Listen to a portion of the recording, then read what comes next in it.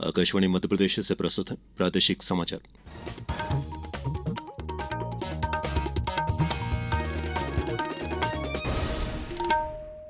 नमस्कार, समाचारों के साथ मैं प्रशांत सेंगर।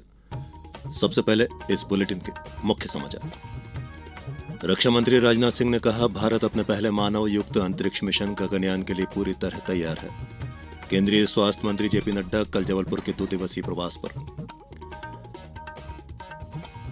मुख्यमंत्री ने कहा, प्रदेश में निवेश को बढ़ावा देने के लिए सरकार निरंतर काम कर रही है और प्रदेश के दमोह और सागर सहित 8 जिलों में भारी बारिश की चेतावनी। और अब समाचार विस्तार से। रक्षा मंत्री राजनाथ सिंह ने कहा है कि भारत अपने पहले मानव युक्त अंतरिक्ष मिशन गगनयान के लिए पूरी तरह तैयार है। उन्होंने कहा कि ये महज तकनीकी उपलब्धि नहीं है, बल्कि आत्मनिर्भर भारत की दिशा में एक नया अध्याय है। श्री सिंह ने ये बात नई दिल्ली में गगन यात्रियों के लिए आयोजित सम्मान समारोह में कही। इन यात्रियों में ग्रुप कैप्टन शुभांशु शुक्ला, प्रशांत बालकृष्णन नायर, अजीत कृष्णन और अंगद प्रताप शामिल हैं। भारत की स्पेस जर्नी की ओर देखते हैं तो हम पाते हैं कि हमारा कंट्रीब्यूशन केवल स्पेस में उपग्रह भेजने तक सीमित नहीं है। आज भारत चंद्रमा से लेकर मंगल ग्रह तक अपनी उपस्थिति दर्ज करा चुका है। आज भारत गगनयान जैसे मिशन के लिए भी पूरी तरह तैयार है। मैं इसे केवल तकनीकी उपलब्धि के रूप में नहीं देखता, बल्कि आत्मनिर्भर भारत का नया अध्याय है, जहां हम विश्व की बड़ी स्पेस पावर्स के बीच खड़े हो रहे हैं।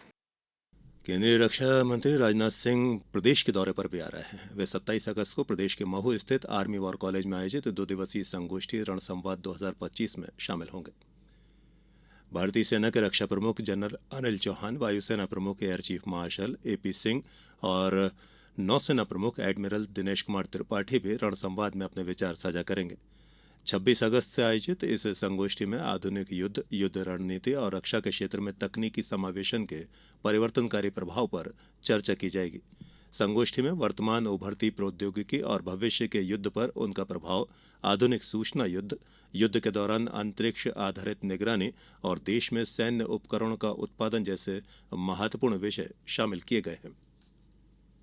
केंद्रीय संचार एवं पूर्वोत्तर क्षेत्र विकास मंत्री ज्योतिरादित्य सिंधिया ने आज गुना जिले के बमोरी क्षेत्र के बाढ़ प्रभावित ग्रामों कलोरा, तुमड़ा और बंधा का भ्रमण किया। उन्होंने प्रभावित परिवारों से संवाद कर उनकी समस्याओं की जानकारी ली और राहत एवं पुनर्वास कार्यों का निरीक्षण किया। इस दौरान उन्होंने सर्किट हाउस में पत्रकारों से चर्चा करते हुए कहा, निवेदन किया है कलेक्टर साहब को कि प्रदेश सरकार ने तो अपनी जिम्मेदारी निभा ली, पर एक और अंग है जहां कलेक्टर साहब को पूर्ण रूप से सख्ती से काम करना, वो है जिन बीमा कंपनियों ने मेरे किसान, मेरे अन्नदाताओं से राशि ली है बीमा पॉलिसी के लिए। अब जब उनका फसल उजड़ गया है, उन बीमा कंपनियों को हम यहाँ लाए और उन बीमा कंपनियों से हम लोग किसानों का हक को दिलवाए। भाजपा के राष्ट्रीय अध्यक्ष और केंद्रीय स्वास्थ्य तथा परिवार कल्याण मंत्री जगत प्रकाश नड्डा 2 दिवसीय प्रवास पर कल जबलपुर पहुंच रहे हैं। श्री नड्डा इस दौरान भाजपा कार्यकर्ताओं से मुलाकात करेंगे। इस दौरान श्री नड्डा द्वारा श्योपुर और सिंगरौली में नवीन शासकीय चिकित्सा महाविद्यालयों का लोकार्पण भी किया जाएगा। साथ ही धार, बैतूल, पन्ना और कटनी जिलों में पीपीपी मॉडल पर चिकित्सा महाविद्यालयों की स्थापना के लिए अनुबंधों पर हस्ताक्षर भी किए जाएंगे। मुख्यमंत्री डॉक्टर मोहन यादव ने कहा है कि मध्यप्रदेश नवकरणीय ऊर्जा के क्षेत्र में रोल मॉडल बनकर उभर रहा है। प्रदेश में स्थापित की गई अनेक अभूतपूर्व परियोजनाओं से सौर ऊर्जा की आपूर्ति न केवल प्रदेश में बल्कि दिल्ली मेट्रो एवं भारतीय रेल को भी की जा रही है। ओंकारेश्वर में जहां नर्मदा नदी पर विश्व की सबसे बड़ी फ्लोटिंग सौर परियोजना स्थापित की है, वहीं मुरैना में भी एक अभिनव सौर परियोजना स्थापित की जा रही है। इस परियोजना की ऊर्जा भंडारण क्षमता 600 मेगावाट होगी। परियोजना से प्रदेश में लगभग 4000 करोड़ रुपए का निवेश अपेक्षित है। समाचारों में अब वक्त तो चला है एक छोटे से अंतराल का। ये समाचार आप आकाशवाणी मध्य प्रदेश से सुन रहे हैं। ये समाचार बुलेटिन YouTube पर Madhya Pradesh news all India radio channel पर और फेसबुक के साथ ही एक्स प्लेटफॉर्म पर AIR न्यूज भोपाल पेज पर सुने जा सकते हैं। इसके अलावा आप हमारी वेबसाइट newsonair.gov.in पर या न्यूज ऑन AIR ऐप पर भी समाचार सुन सकते हैं। अंतराल के बाद एक बार फिर आप सभी का प्रादेशिक समाचारों में स्वागत है।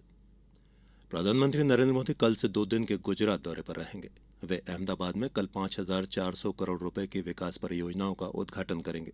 यात्रा के दूसरे दिन प्रधानमंत्री हंसलपुर में हाइब्रिड बैटरी इलेक्ट्रोड उत्पादन का भी उद्घाटन करेंगे। इस यात्रा के दौरान श्री मोदी 1400 करोड़ रुपए लागत वाली विभिन्न रेल परियोजनाएं भी राष्ट्र को समर्पित करेंगे। श्री मोदी इस दौरान 6 लेन वाले अंडरपास के निर्माण की आधारशिला भी रखेंगे। गृहमंत्री अमित शाह ने आज दिल्ली विधानसभा में 2 दिवसीय अखिल भारतीय स्पीकर सम्मेलन का उद्घाटन किया। ये सम्मेलन केंद्रीय विधानसभा के पहले निर्वाचित अध्यक्ष विट्ठल भाई पटेल के शताब्दी वर्ष के अवसर पर आयोजित किया जा रहा है। 2 दिन के इस कार्यक्रम में पीठासीन अधिकारियों को अपने अनुभव और सर्वोत्तम कार्यशैलियों को साझा करने तथा विधानमंडलों के कामकाज के नए तौर तरीके तलाशने का अवसर मिलेगा। सम्मेलन का उद्देश्य कानून निर्माण में पारदर्शिता और जवाबदेही को मजबूत करना है। मुख्यमंत्री डॉक्टर मोहन यादव ने आज एमएसएमई कन्वेंशन सेंटर भोपाल में आयोजित स्टार्टअप एवं उद्यमी महाकुंभ 2025 में सहभागिता एवं लघु उद्योग भारती के भोपाल प्रदेश कार्यालय का लोकार्पण किया। इस अवसर पर मुख्यमंत्री डॉक्टर यादव ने कहा, हमारे मूल संगठनों के अगर कोई कार्यालय का उद्घाटन हो रहा है तो लोकार्पण हो रहा है, तो ये कार्यालय बन क्यों रहे? कार्यालय हमारे काम का आधार है। कार्यालय हमारे काम के आगे बढ़ने के लिए, प्रेरणा देने के लिए कई प्रकार से हमको लाभान्वित भी करता है और ऊर्जा भी देता है। ऐसे में एक भवन का लोकार्पण हुआ है। मेरी अपनी ओर से बधाई देना चाहता हूं लघु उद्योग भारती के नए भवन के आधार पर। कार्यक्रम में डॉक्टर यादव ने यह भी कहा कि निवेश को बढ़ावा देने के लिए सरकार निरंतर काम कर रही है। लघु उद्योग भारती का मूल मंत्र है दाम कम दम ज्यादा। यह हमारे स्वदेशी उत्पादों को बढ़ावा देने की भावना का प्रतीक है। मुख्यमंत्री डॉक्टर यादव ने घोषणा की कि किसी भी प्रकार का संस्थागत या बैंक लोन चुकता होते ही संबंधित बंधक संपत्ति मॉर्टगेज या डबल मॉर्टगेज से मुक्त हो जाएगी। और अब बात मौसम की करते हैं। प्रदेश के विभिन्न हिस्सों में बारिश का दौर निरंतर जारी है। मौसम विभाग ने अगले 3 दिन तक तेज बारिश की संभावना जताई है। आज प्रदेश के दमोह और सागर सहित 8 जिलों में भारी बारिश का अलर्ट है। नीमच जिले में पिछले 24 घंटे में 23 मिलीमीटर औसत वर्षा दर्ज की गई। डिंडोरी जिले में भी लगातार बारिश हो रही है और नर्मदा नदी पूरे उफान पर है। नर्मदा तट पर होमगार्ड की टीमें लगातार निगरानी बनाए हुए हैं और तटों पर लोगों को जाने से रोका जा रहा है। वहीं मंडला मार्ग पर नदी में उफान के कारण ये मार्ग पूरी तरीके से अवरुद्ध है। उधर जबलपुर जिले में भी पिछले 24 घंटे से लगातार बारिश का क्रम जारी है। यहां 2 दिन में ही लगभग 4 इंच बारिश हो चुकी है। मानसून ट्रफ और साइक्लोनिक सर्कुलेशन सिस्टम के चलते जबलपुर संभाग के अन्य जिलों में भी लगातार बारिश हो रही है। भारतीय अंतरिक्ष अनुसंधान संगठन इसरो ने गगनयान मिशन के लिए पैराशूट आधारित पहले एकीकृत एयर ड्रॉप टेस्ट IADT-01 का सफल परीक्षण किया है। यह महत्वपूर्ण अभ्यास अंतरिक्ष यात्रियों को पैराशूट के जरिए सफलतापूर्वक उतारने से संबंधित है। यह परीक्षण इसरो, भारतीय वायुसेना, रक्षा अनुसंधान और विकास संगठन, भारतीय नौसेना तथा भारतीय तटरक्षक के संयुक्त प्रयासों से किया गया। इसके अतिरिक्त इसरो अन्य परीक्षणों की तैयारी भी कर रहा है।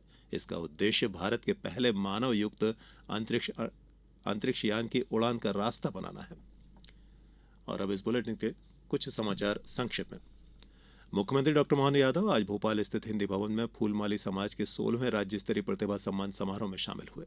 डॉक्टर यादव ने विभिन्न परीक्षाओं में उत्कृष्ट प्रदर्शन करने वाले समाज के प्रतिभाशाली और मेधावी विद्यार्थियों को प्रशस्ति पत्र और सम्मान निधि देकर सम्मानित किया। शिवपुरी जिले की जनपद पंचायत कोलारस में आज पंचायत उन्नति सूचकांक का विमोचन और प्रचार प्रसार तथा प्रविष्टि संबंधी प्रशिक्षण सह कार्यशाला का आयोजन किया गया।